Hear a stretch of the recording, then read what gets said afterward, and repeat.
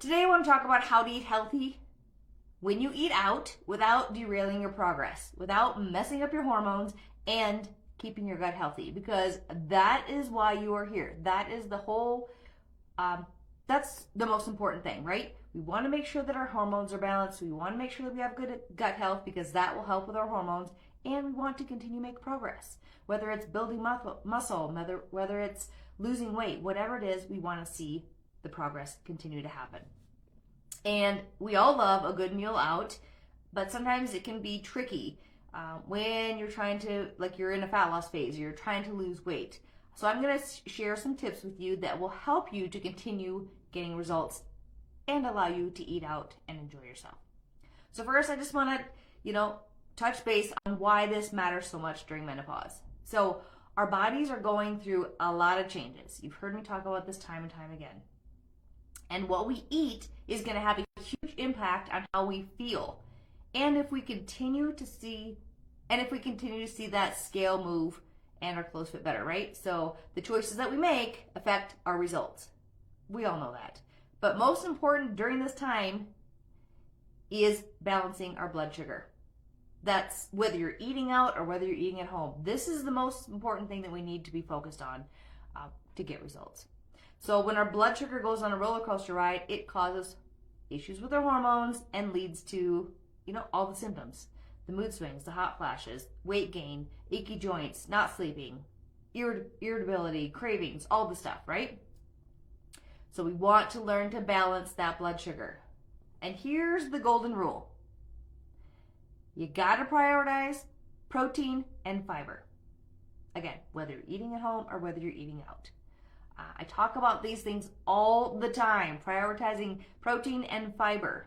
They're in my PFF plan. We just need to add fats. But protein and fiber are going to make you feel the most full. They're going to help to balance that blood sugar.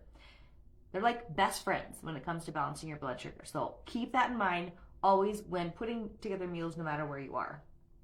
So when you're out eating out, you're ready to go out, have a good time, you're looking at the meal, look over everything. Make sure you're not starving first. I want to point this out. If you are starving, you're going to eat whatever and anything, right? So make sure that if you are hungry before you go, this sounds a little bit crazy, but I've done this before. I know that it's going to be a while before we eat and I'm going to be too hungry and I'm going to make bad choices. So I'll have just a protein shake or I'll have a handful of almonds or something, right? Because then I don't get there and I don't feel ravenous like I need to eat all the things and I don't care what it is. So that's going to help you to make a better choice. So, but look at the menu when you get there and go through all the things. And what has the most protein, right? What has the most vegetables in it? Think of like grilled chicken or a fish with side of vegetables. Maybe a salad. Sometimes salads, I don't think salads are filling enough for me because they don't have enough protein in them. You can ask for extra protein if you want. That might be a bonus. But good options. Protein, fiber, lots of vegetables. So here are just a few more specific choices that you can make when dining out, just to kind of give you some ideas. So when you're looking at the menu, think of these things. If you want to have an appetizer, choose something that is high in protein, like maybe shrimp cocktail or grilled chicken skewers or chicken wings. Lots of protein, right? Not the nachos that are loaded with carbs and fats. That's not how you want to start out your meal. These choices, like the shrimp cocktail, the chicken, things like that, are going to help to stabilize your blood sugar. And that's what we're looking for throughout the whole meal.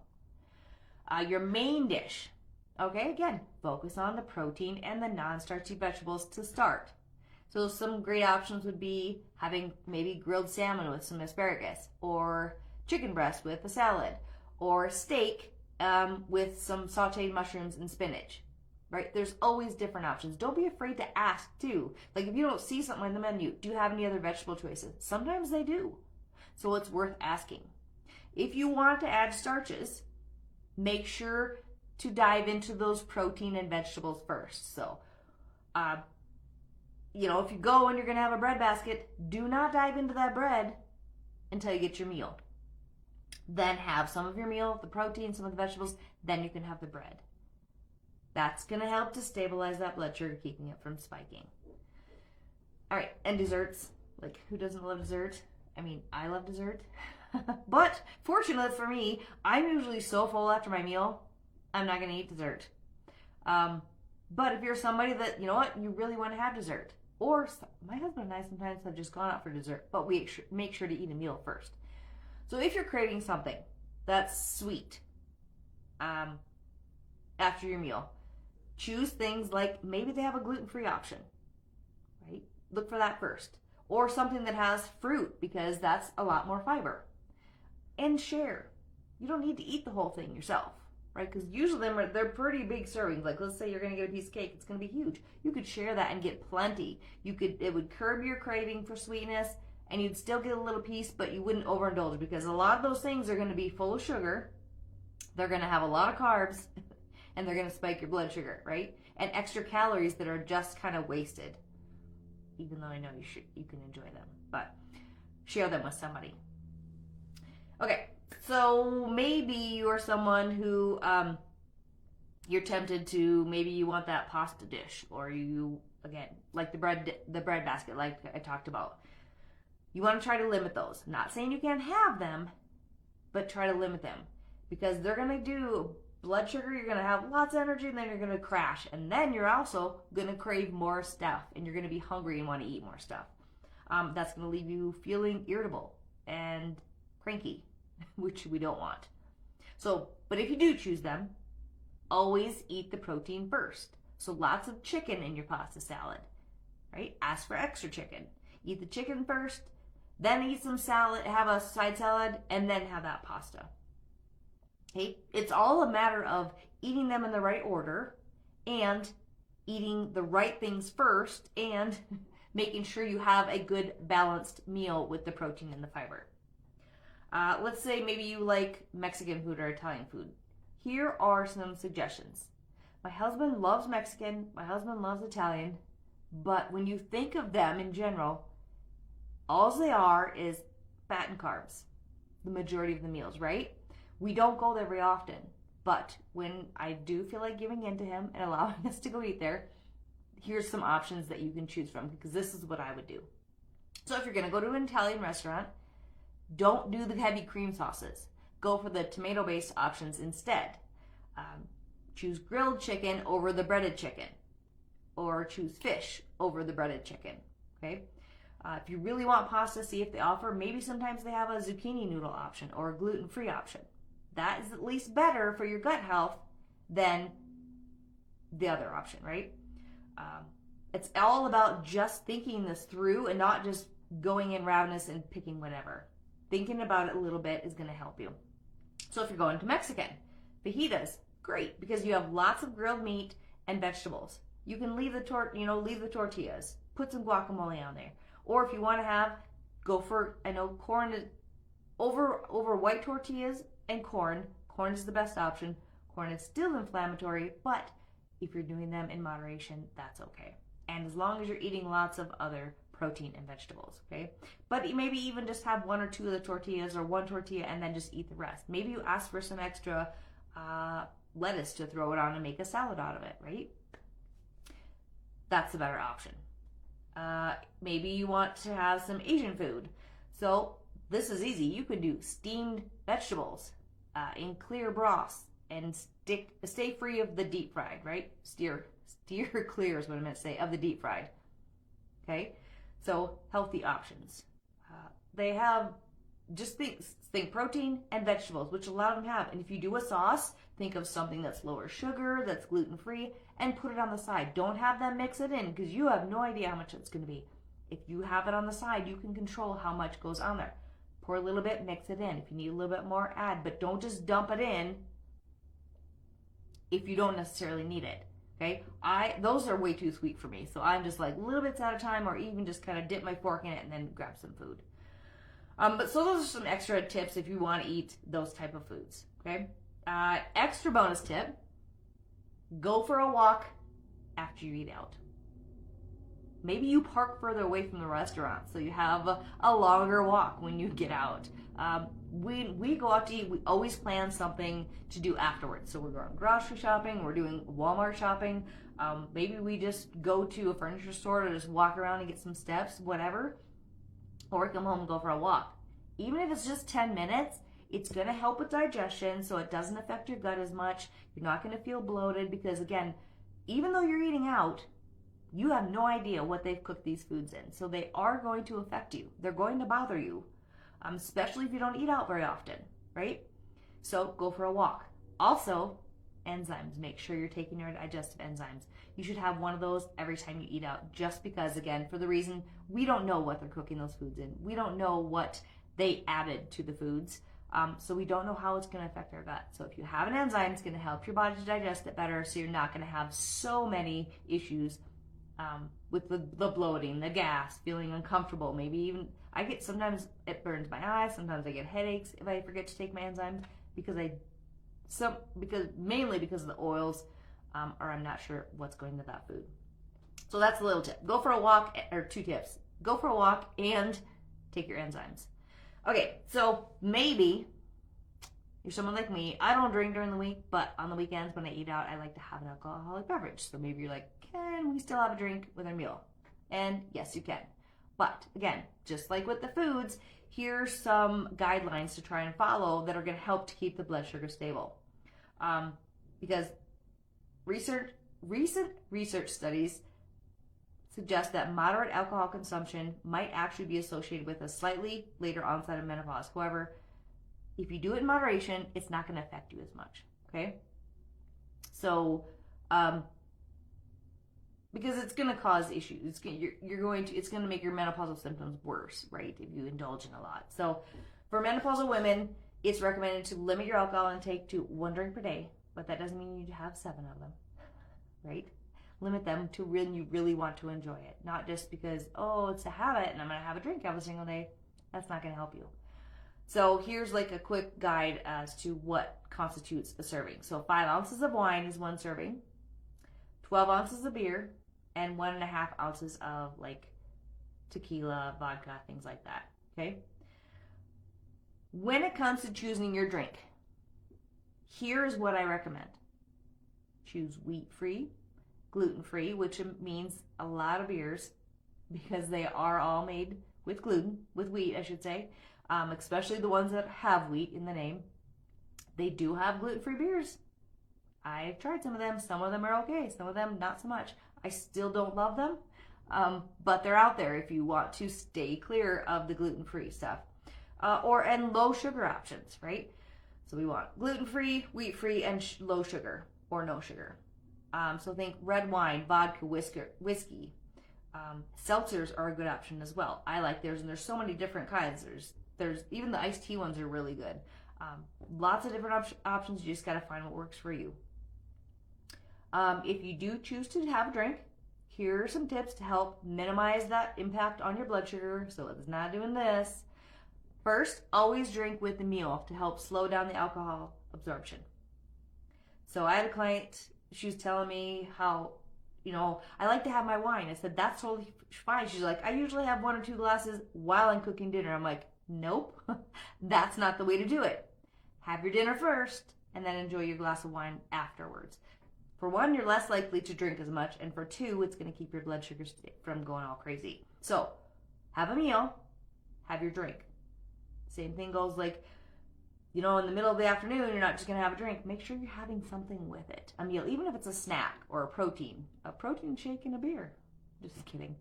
But try to eat it with some type of food. That helps.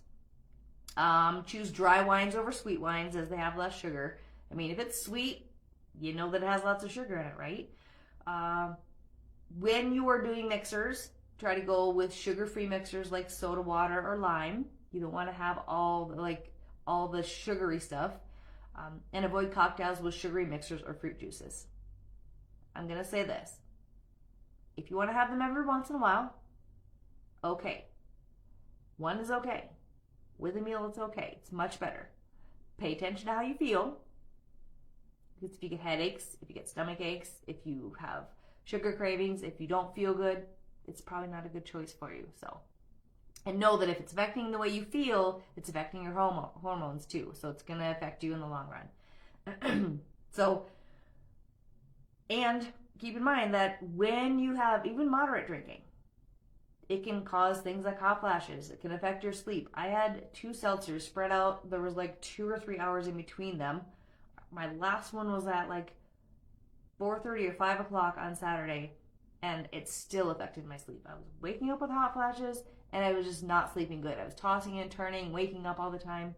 My sleep was horrible because of the 2 drinks. And it wasn't just the sugar, it was the alcohol. So it's not always about the sugar, it could be just about the alcohol as well. So just something to keep in mind. I usually try, like I said, if I'm going to have something, I try not to go any later than 4 o'clock because I don't want it to affect my sleep. Even 1, it's ridiculous. Maybe it's just old age, but just 1 of them can make me feel horrible. So I really don't drink that much, honestly. All right, so all of this, it all comes down to just making better choices, being conscientious of those choices, and don't be afraid to ask for certain things when you're in the restaurant. Like, can I get my dressing on the side? Can I have some extra vegetables? What do you have any other vegetables than what's on the menu? Please don't bring me the bread, right? Or stop bringing me the bread. Things like that. Most restaurants are very accommodating. You can ask them too, like leave the butter off, leave whatever it is, because they don't usually use real butter when they're cooking. And the last thing I want to talk about is planning. And this is important so as right now I'm in this fat loss phase, right? So I may want to have a plan ahead when I go out. So taking a second to look up the restaurant's menu, see what they have, and you can make better choices. So that, and again, going there, you're already going to have an idea. Maybe it's not exactly what you want. You might change your mind when you get there, but at least you have an idea of what the options are. What can I choose that has lots of protein, lots of vegetables? And a lot of them have nutritional information, so you can look at it and be like, this is 1,500 calories. Is it worth eating? Maybe yes, maybe no, right? If your calories are already sitting at 1,500, and you're going to eat another 1,500 calories at that meal, that's 3,000 calories. That's an extra lot of calories that you're consuming that day. So, just kind of plan ahead, look at the menu, see what options are out there for you. And remember that it's okay to go out and enjoy yourself and indulge a little bit. All of this process is about learning and making progress, not being perfect. Don't beat yourself up if you're like, oh, I probably shouldn't have had that. Don't say that to yourself, because what that does is it makes you think it's bad. Say, you know what? Next time I'm going to choose something else. Just kind of change the way that you speak about it, because we don't want to ever put on ourselves that we're doing something bad, because we're not. We're just learning better choices, right? And here's another thing that I've got asked about a lot, so I want to make sure that I touch base on this, is how do I track my meals when I'm eating out? Well, here are a couple of different options for you. So first, you can take each individual food that's on your plate that you've ordered and guess what it is. So if it's protein, think of 4 ounces is the size of your palm. So guess, right? If it's about this much, 4 ounces. If it's this much of your entire hand with your fingers included, it's probably about 6 ounces. Again, we're just guessing. You're not going to be right. You're not going to be 100% right, but we're guessing to kind of get an idea. When it comes to vegetables, or when it comes to starches like potatoes or rice, your hand is about a cup. So this amount, the whole amount. If you could put that food in your fist, would it be a cup amount? Okay. Fats. If you say you had some avocado, is it a thumb? Is about a tablespoon. So you can kind of use those to enter. Again, it's not going to be 100%, but it'll give you an idea. Or just guess what you can. Or do your best, enjoy the meal, don't track. But if you do that, I want you to have this in mind. Okay, when you're looking back at your tracking, plan for that meal to be anywhere between 500 to 800 calories. Probably even more. Eating out, there's a lot of extra fats, things that we don't necessarily see in the food that increase the calorie content. And if it's not listed on that menu, it could be a lot more than you actually think. So look at what you ate for the day. Where are your calories sitting? And then add another 500 to 800 calories. and see if you're still hitting in that calorie range. Okay? And this is another thing to keep in mind, to plan for. Like, I don't want you to not eat knowing you're going to eat maybe more calories when you eat out, because that's the wrong thing to do.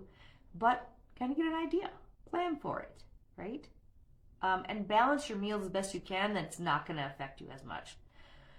Okay, hopefully that helps some of you when it comes to eating out, choosing healthier foods, tracking your foods, doing all the things. Because eating out should be a social time. It should be fun. It should be enjoyable without all the stress. But if you want to continue to make progress and be your healthiest self, it just takes a little bit more thinking when you're doing it. And again, you can still get results if you just use some of these tips. Because indulging too much, too often, is only going to stall your progress. But not only that, it's going to make you feel like crap. And that's not what we want, right? If you have any questions about anything, I'm here to help. Just reach out, just ask me. And thank you for joining me, and have a great rest of your day.